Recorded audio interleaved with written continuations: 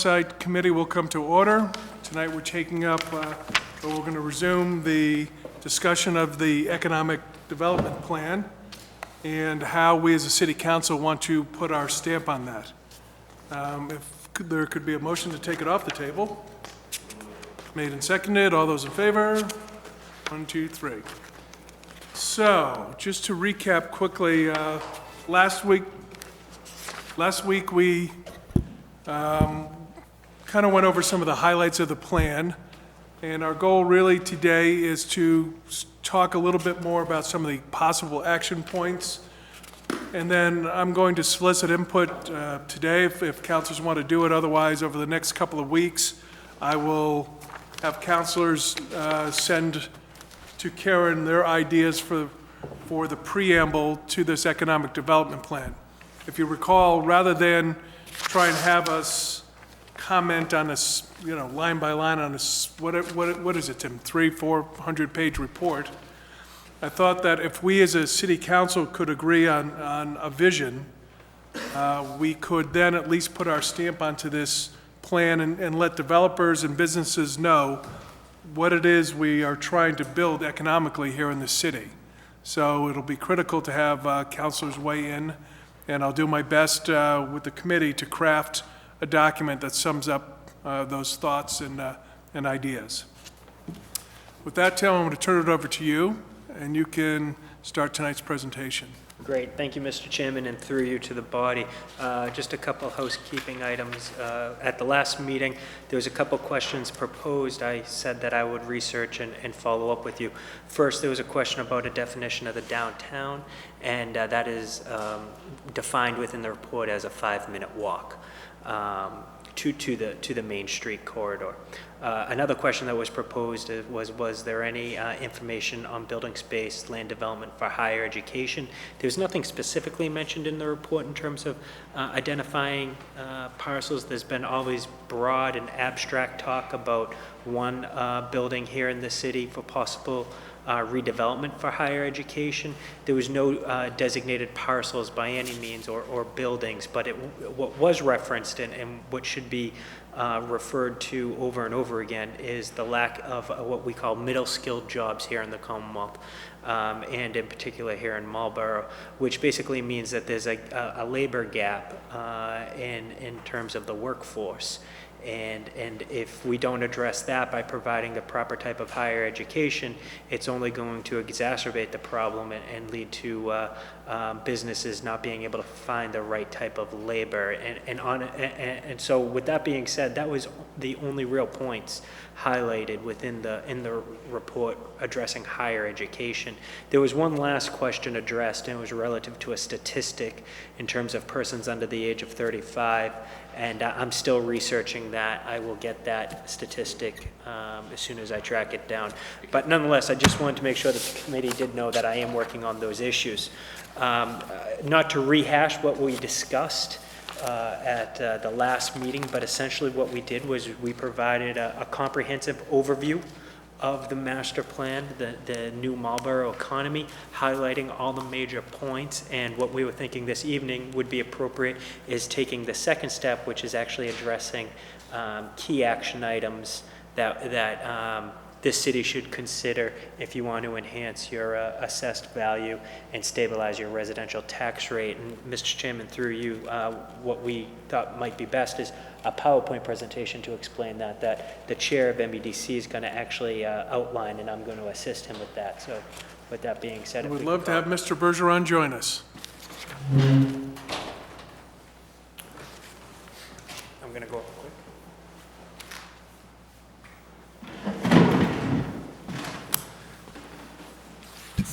Thank you, Mr. Chairman, and members of the committee. Tim had mentioned the possibility of a PowerPoint, so I got all excited.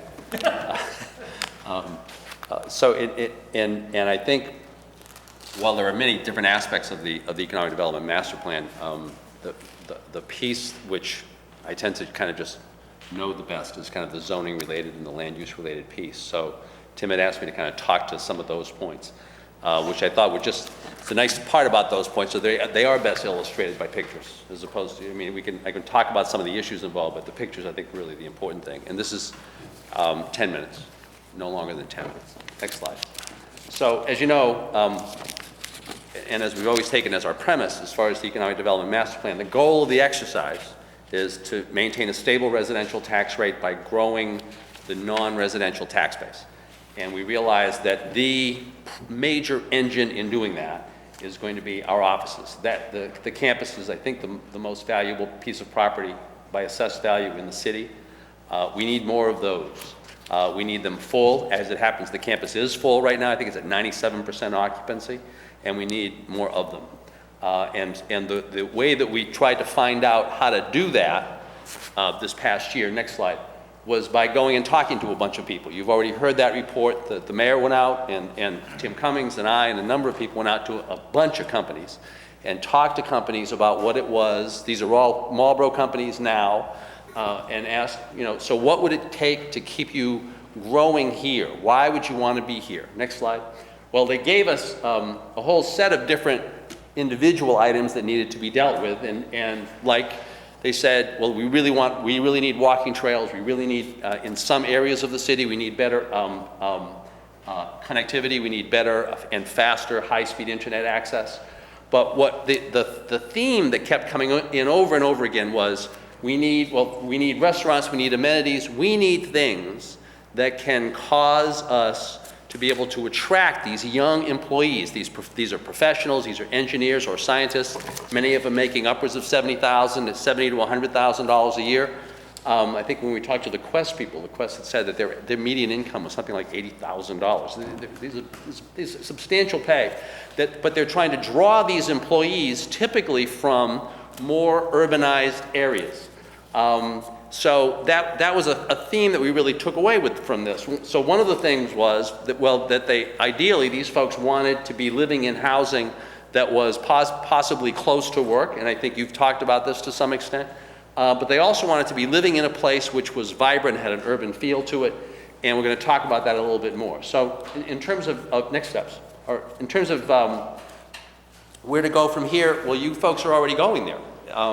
The HP overlay district, next slide please, I think is probably the greatest kind of template that you could use in terms of thinking about, rethinking how our zoning system, how our land use system works. Because for the first time it gets us away from this notion that the best system is the one where we have 6 or 7 standard districts across the city, and all rules are the same. And if you can't fit in those 6 or 7 sets of rules, you're out. So for the first time, you have an area in which a set of uses are clustered together, and in which some of the rules that would typically apply to these individual lots within this zone are changed and are given more flexibility so that you can have more walkability, so you can have more density, but a number of different things. Next slide.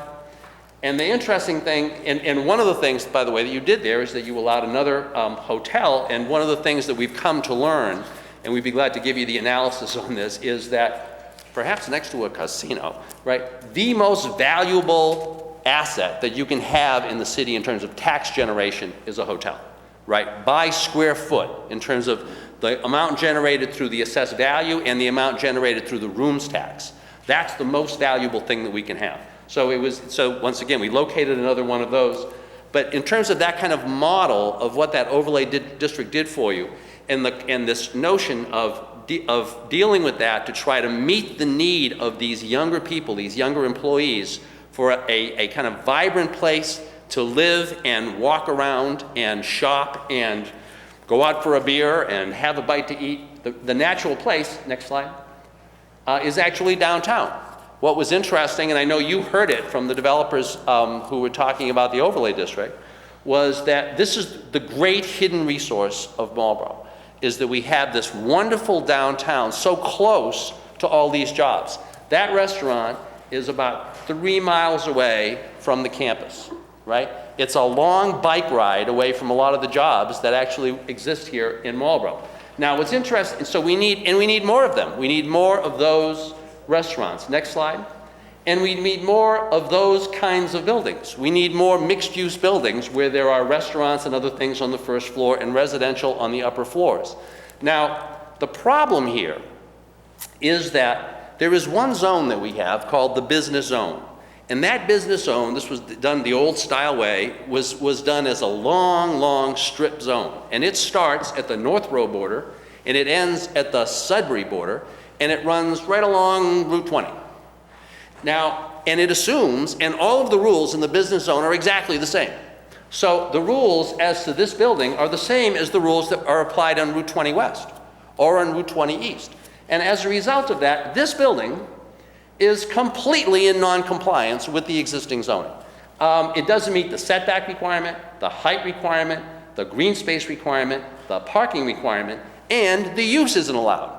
We do not allow buildings to have people upstairs and businesses downstairs. I think, once again, just as an aside, you all remember kind of the most famous case in Marlborough, which was several years ago, the guy that wanted to come in with the ice cream store at the corner of Mechanic and Lincoln, it's now a church, right?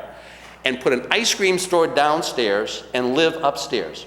Not only did that violate the ordinance, but he couldn't even get a variance to do that, because technically that's a use, that would require a use variance, and we don't allow use variances. So what we need to do is to think in the same terms that you did regarding that overlay district, and think of downtown especially. And when I say downtown, I mean that area along Main Street, probably going up French Hill, along Lincoln Street, as that older area, and say to yourselves, how can we make that kind of what it was? Basically by changing some of those zoning rules. Next slide. So, so that you could have... Real quick, sorry to interrupt. I just want to talk about that really quick. Thank you, Mr. Chair. During the zoning overlay, some of the presentations that MAPC did, when we asked them, what other types of things have you guys done? A lot of the things, for the councilors that weren't there, that they showed us, they didn't come here and say, oh, we've done these, X amount of acre developments that you guys are proposing. A lot of the ones that they suggested that they've been working with are things like this, a little, 12 apartment units on top of a restaurant or shop, strip mall, something like that. So MAPC, whether you agree with it or not, I think I will, MAPC is under the impression that this is sort of the new way of zoning, and this is sort of a forward way of thinking when it comes to zoning, is that whether it's, some shops, a strip mall, a restaurant, whatever, and then 2 or 3 stories above some residential. So that's what they showed us in their presentation, a lot of the ones that they've already worked with. Some were a little bit bigger than this, some were a little bit smaller, but a lot of them, they didn't come with us with these huge ones like we did on Forest Street. They were more so these smaller ones than that. And so that'll be something that, obviously I'm the chair of Urban, that'll be something that may or may not come forward, but for any of us that plan on sticking around for the next 4 or 5, however many years, there probably are going to be a push to start to move forward with things like this. Councilor, that's exactly it. That's exactly it. And what's so interesting about looking around downtown Marlborough is that you see what I would say is both the remnants of the past, but really, therefore, the foreshadowing of the future in terms of what the possibility is. The only thing I would add regarding this building is that one of the things that we learned from the Economic Development Report and from many of these players is that the kind of residential unit you want up there is a 1 or a 2 bedroom unit. We're not looking for units for large families. Doesn't make any sense. There's no extra land. There's no place to play, right? What we're looking for is places for these young people who typically are living just together without children, or if they have children, have very, very young ones, right? Typically, they're both working, so there's no one to take care of anybody at home. So I think that's kind of what we're looking for. But we want money. We want money in the pockets of those people so they can go downstairs and go to Welly's. Councilor Clancy. Thank you. Of course, I grew up in the day and age of Main Street. I lived on Devon Street. I was going to show your house here, Councilor, as the next street. Next street up. But I recall that the entire Main Street was residential above and businesses below. Something changed. I don't know when it was or who designed it that way. But I find that, the only problem that you would have today with the residential portion is the parking situation, because we don't have the bus system that we had back when I was a kid.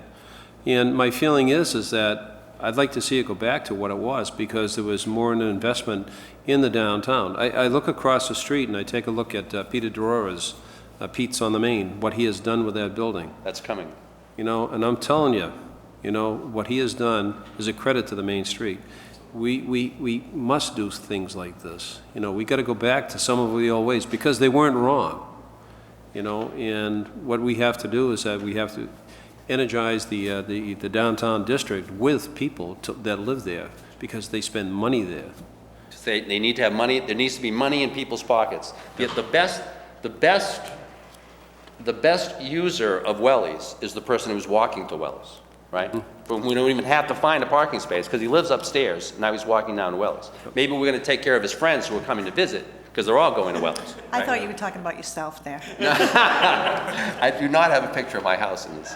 Because, you know, I recall that the families, their entire families lived upstairs, and there were whole generations that lived in the entire building, you know, and if we can encourage that to come back to the Main Street. Well, I guess, Council, that's perhaps where I would say, I think in terms of what we're trying to do here, that may be a mistake. I think that the goal, in those days, those families were living upstairs because there was a different sense of, you know, what kids needed in terms of recreation and parks and play and stuff. So it may very well be that what we're really trying to do here, although this is really your decision, right, is to be looking for families, not for a whole multi-generations and a whole bunch of kids and, you know, now we got the bus stopping in front of Wellies in order to pick up the kids that are going to the school, but rather the set of players who are, I want to say transient, who are working at the campus, who are working at all of these places. But I think that that's one of the great challenges of this year for us at MEDC, I think, is going to be to try to look at places that MAPC had brought up, to look at other examples both here in Massachusetts and I think in New England, because I think there are some great examples, to figure out the package that you folks could accept. That's right. Let's remember, as we do this, we have our economic development hats on. So we're trying to figure out the types of developments that are going to be attractive to the employees back in the big parks, to Raytheon, even to the small businesses that are up and coming. And so, you know, we have to build to their needs. If you recall, back when we were, you know, just approving the big development that we did, many of us were very uncomfortable. You want to build apartments back there? It took a long time for us to get comfortable. Now, if we start talking about different things downtown, we're going to have more restaurants. That means more liquor licenses. Could be there's some things that may go along with this that we're going to have to kind of work through and realize that it's not all straightforward. Councilor Oram. Excuse me. Thank you, Mr. Chair. Excuse me. I guess I'm choking on that thought process, but as Arthur knows too, when we went through the development overview of what happens downtown, one of the ideas too is what's behind us as well, and all the neighborhoods around us. Ed knows the neighborhoods very well. We have to keep that smart growth concept in mind. I think the new generations, and I'm a little bit past their mind thought, their mind process, but with it, I think they're looking for bike trails. They're looking to make sure they can ride down to the Main Street. Where's the nearest bike rack? You know, they're looking to walk. They want a walkable community, or maybe a pocket park with a community garden, as mentioned when it was mixed use.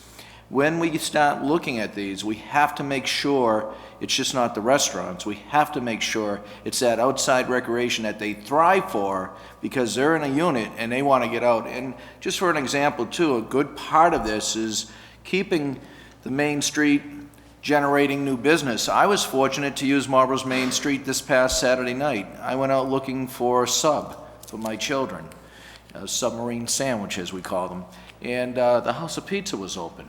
And I said, you know, I've been looking for a place that was open. I'm glad you're open tonight.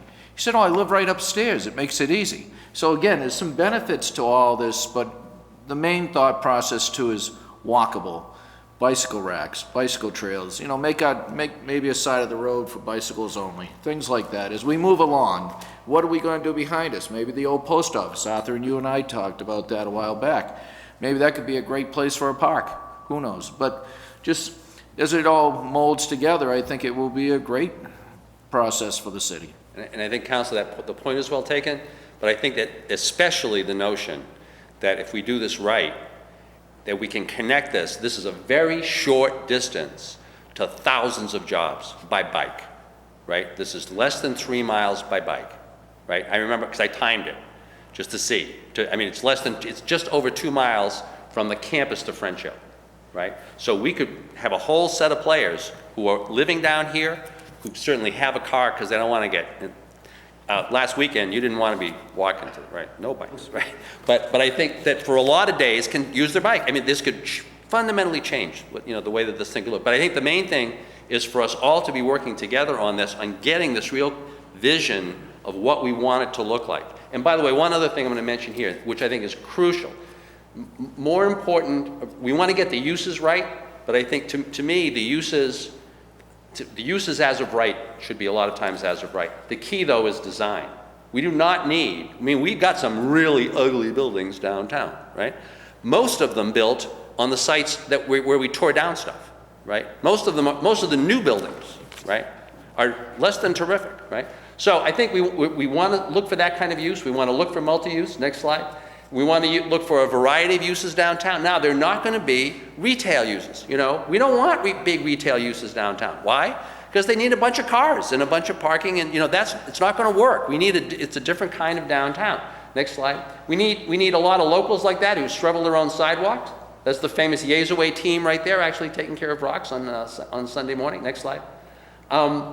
So there's Peter's building, right? So the question is, once again, if you had to pick, which is the better building, right? Peter's or the one next to it?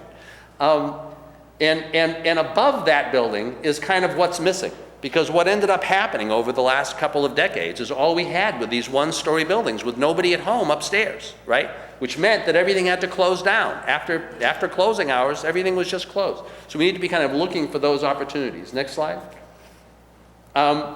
We've done a great job at the restoration of some of these buildings, just terrific. But the question is, what can we do? Next slide.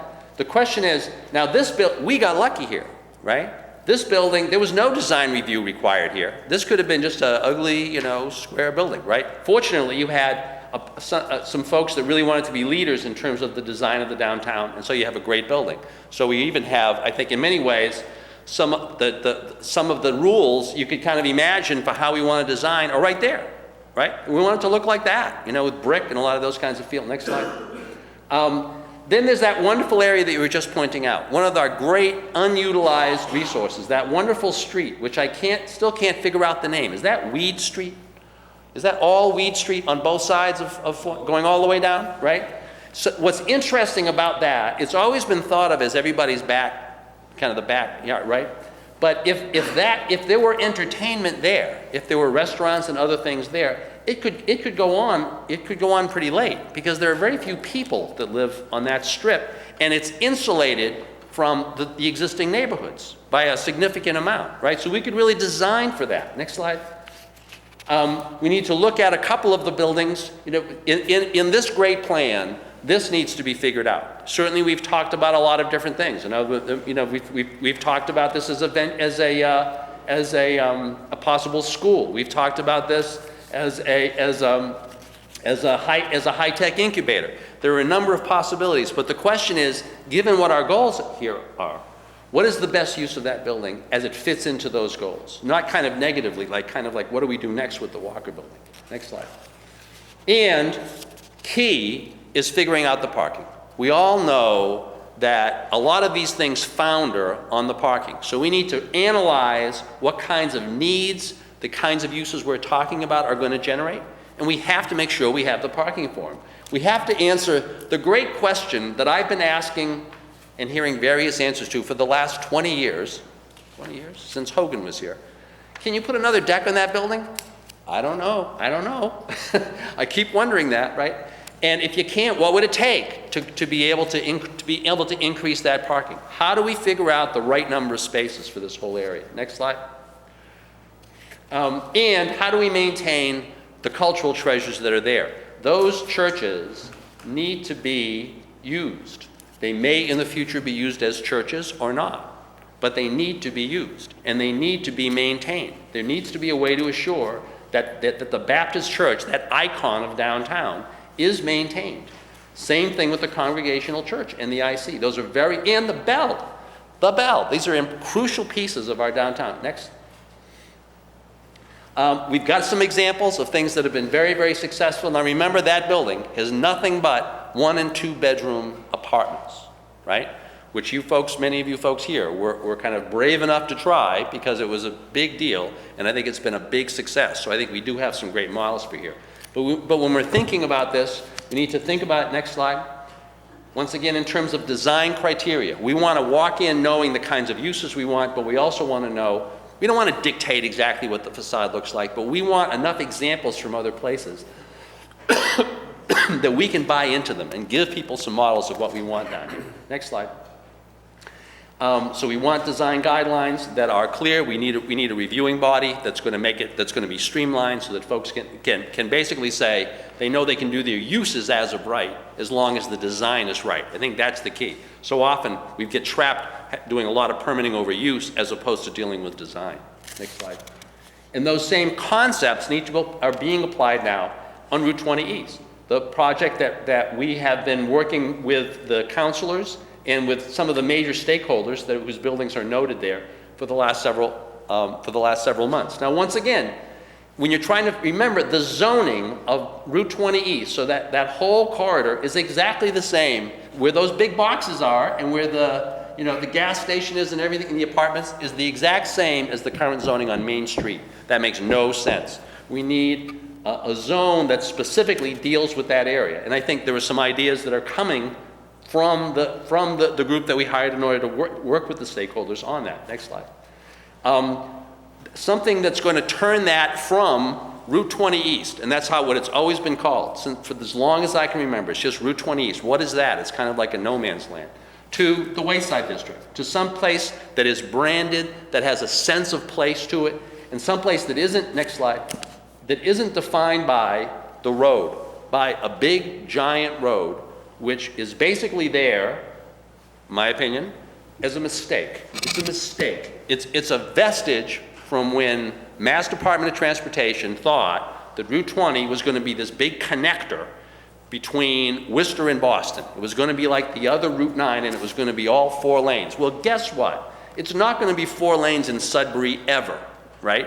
Or in Northborough ever.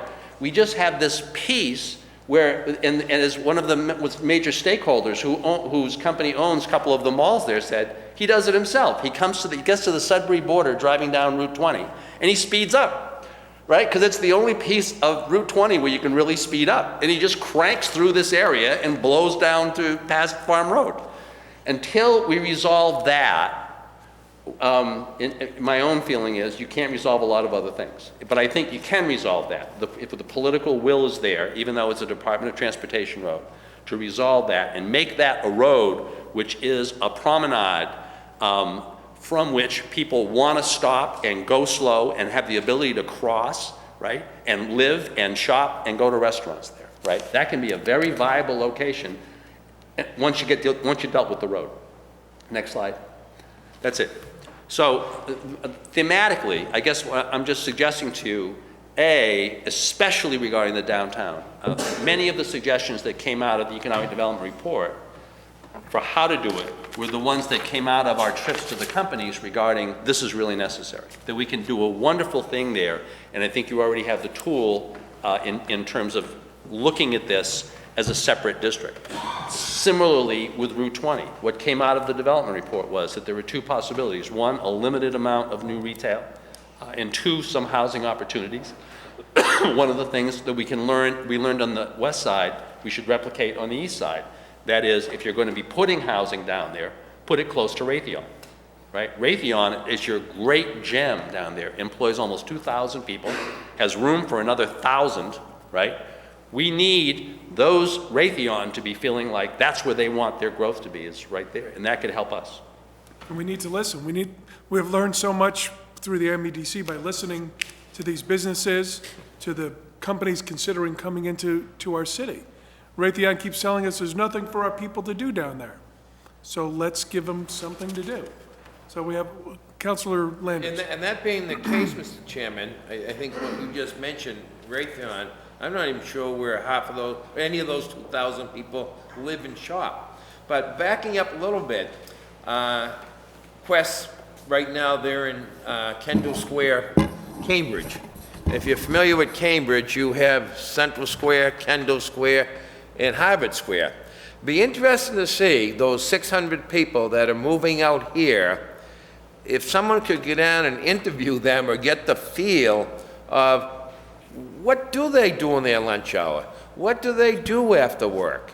You know, and this ties into, you know, Councilor Clancy and myself are on a transportation committee, you know, and it's going to be interesting when they do come out, you know, and they're out there at the HP building, you know, should we run a shuttle between 11 and 2 to get them downtown, get them to the cobbler, get them to the cleaners, you know, all kinds of crazy stuff like that. Somehow we got to get a feel of these 600 Quest people that are moving in, because they're only taking 25% of that HP building. We're going to have others too, so we have to get the feeling. The other interesting thing I heard at a social event a couple of weeks ago, that some of those Quest people that work in Cambridge are going to be very tempted to jump ship and maybe go to work for Mass General or something, because they can't envision, you know, moving from Greater Cambridge to Greater Marlborough. Well, I experienced that 52 years ago when I moved from Watertown out here. It's quite an adjustment. So I guess to Tim or some of your people, can we get the feel of what those Quest people, how they live down there? Because that's just might give you a flavor about some of the other people that we're going to entice, including those out at HP and all the other companies coming in here, just to give you a flavor of what do these people expect when they come to Marlborough. And I'd like to think that we're ready for them to have accommodations, have restaurants, and have some type of transportation system. Thank you. Mr. Chairman, through you to the councilor. We've already started those initial discussions through the HR With Quest? With Quest. And they actually mentioned it when they were before you a couple months back, that it was going to be a culture shock for some of their employees to come to Marlborough, because, and the example they cited, and we've heard the feedback on this, is they're used to going outside their door and being able to get the access to the coffee or to the lunch or whatever the case may be. So very much it is in the culture of Quest and in the mindset of their employees that they will have this amenity retail within a rock's throw. And they are not an anomaly. They are actually the what is to be expected for future commercial growth. But we've just started those conversations, and we'll continue those conversations to make sure that data is accurate. But you know, Councilor, what's really nice about that, and I think we do have a responsibility to do that, and we have this great opportunity because we have so many employees moving here over the next 18 months. We got about 3,000 or 4,000 employees between TJX and Boston Scientific and Quest. But what's interesting about that is private sectors are no dummies either. So if we get this zoning right, if we get this right, I think the market's going to take care of this. It's going to take care of itself. You know, you're going to find folks who want to come here, who want to be doing the kinds of things we want to be doing, because they're going to know there's a market. We just have to get the zoning right, because right now they can't. They just can't. Right?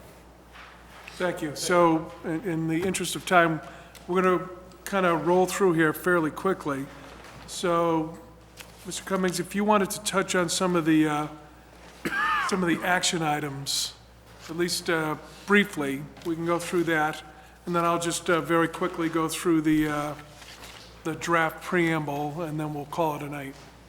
Thank you, Mr. Chairman. And by no means, as this letter of support outlines, are you wed to any one particular strategy, technique, or program by adopting the master plan. What it does is it basically outlines a consensus of a reality of where you want to go and helps build, hopefully, the consensus to move forward by adopting one of many different types of strategies, whether that's adopting more mixed-use village zoning, whether it's recodifying your land use zoning regulations to improve consistency. Another is to allow for greater height or commercial mixed-use districts and allow for greater concentration of uses. remove or adjust setback requirements in targeted areas, setting clear criteria for 90-day approval for permitting, executing a strategic marketing campaign, actively pursuing brownfield redevelopment, which would help alleviate private development risk and put land back on the tax rolls, lower the commercial tax rate to be more competitive, and then continuing to access all the economic development tools that are available to you at the state level, whether that is through finance-based incentives or whatnot. Those are some of the strategies or programmings that could be made available to you when you implement this economic development master plan. And I think that, you know, it's going to take its time to go through some of these various things, but what I'd like to see is we as a council adopt a vision in conjunction with the mayor and having the MEDC help us to do these things so that rather than having a particular developer come to us piecemeal for this parcel and that parcel, I think it would be good if we can come up with these overlay districts and essentially design them. It's going to be a few years ahead of time so that we know what we want there. And we can put in whatever conditions we need to encourage that development. It's not an easy thing for us all to agree on everything that we want to do, especially when we consider that, gee, if we do some things in certain areas, somebody's going to complain. It's always that way. We may put in conditions and be successful here downtown, and uh-oh, somebody bought this building, and those people in that building aren't going to be there anymore. Some businesses may move. Some people may be dislocated as this conversion takes place. So we have to understand that there's always some of that, and there's always some resistance to change, so we have to try and be as sensitive as we can, but we need to figure out how we're going to build more value. I mean, we have to have over, what was it, $1.3 billion? 1.4. $1.4 billion we have to create, and that's going to take a lot downtown, a lot on the east side, more on the west side, if we're going to do this. We have to do projects that all tie back, not all, but many of which tie back to our, economic engine back in the business park. And we're going to have to say no to projects that really don't fit in because we do have limited land. We're not at build-out, but we have to make sure as we go through and do things, we encourage the developments that are basically on our script that we've agreed to, and that we keep doing things to encourage money to flow in and developers to flow in the way that we want it to happen. So it's going to take a little work, but I think certainly we're on the right track. So I'm just going to read very briefly. This is a very rough draft, so I apologize. It should have been thought out more, but at least to get something on paper, and the thought was to put this in the beginning of the economic development plan so that we can put our stamp as a city council on the plan. And so we'll be looking as a committee for input from everybody on the council so that we can amend it and make it something that we can generally agree on. We, the City Council of Marlborough, Massachusetts, hereby endorse the stated objective of this economic development master plan, which is to improve economic opportunities for Marlborough residents and businesses and stabilize the Marlborough residential tax rate over the long term by increasing commercial values. Furthermore, the City Council will use all available means to support this effort by creating the conditions that will allow our city to successfully promote local business expansion, attract new high-quality companies while retaining our current businesses, and to encourage supporting synergistic development. City leaders have long understood that it is essential to gradually lower commercial tax rates in order for our city to remain a competitive and sought-after business location well into the future, but have understandably wanted to avoid causing injury to our residential taxpayers by shifting excessive tax burdens onto them. Intelligent growth and development is the only long-term solution, and that will not happen without a concerted, focused, and sustained effort within our city. The City Council of Marlborough stands ready to take the necessary action to turn the great potential of this already successful city into a reality. We recognize that hard decisions will be required of this body to achieve our goals, and that all significant change and progress gives rise to some level of resistance. We must think strategically and make our evaluations based on whether each economic decision will support our overall economic plan. We must encourage, support, and perhaps even create those projects that will tie back to our objectives and reject those incompatible.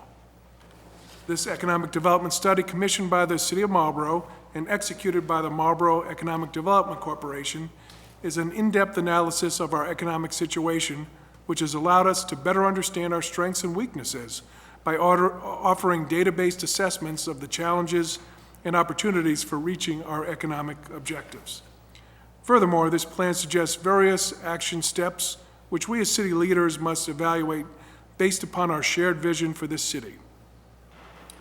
By agreeing upon a strategic vision and then adopting bold and creative action plans, we will be able to lay the groundwork necessary to achieving our long-term goals while fashioning a more vibrant and enjoyable city in which to work, play, stay, and live.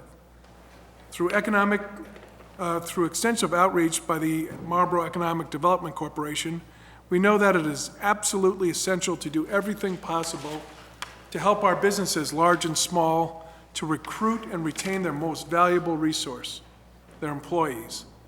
This necessity can never be overstated. We now know that we must offer the types of housing that appeal to young professionals. We need to have a multitude of recreational opportunities for them, including the ability to walk or bike to work. We must encourage the establishment of more after-work and weekend dining and entertainment options that appeal to these very same people. We need to establish mixed-use zones that will accommodate these critical building blocks of our future. And as a city, we want all of our public entities clearly focused on supporting this initiative, including the mayor, city council, planning board, board of health, conservation commission, board of assessors, site plan review committee, community development authority, licensing board, the zoning board of appeals, and of course our various city departments. Marlborough is blessed with an envious location for attracting businesses, which, if augmented by focused and thoughtful leadership, the harmonious support of all elements of our city structure, will lead to a very bright future for the residents and businesses of our fair city.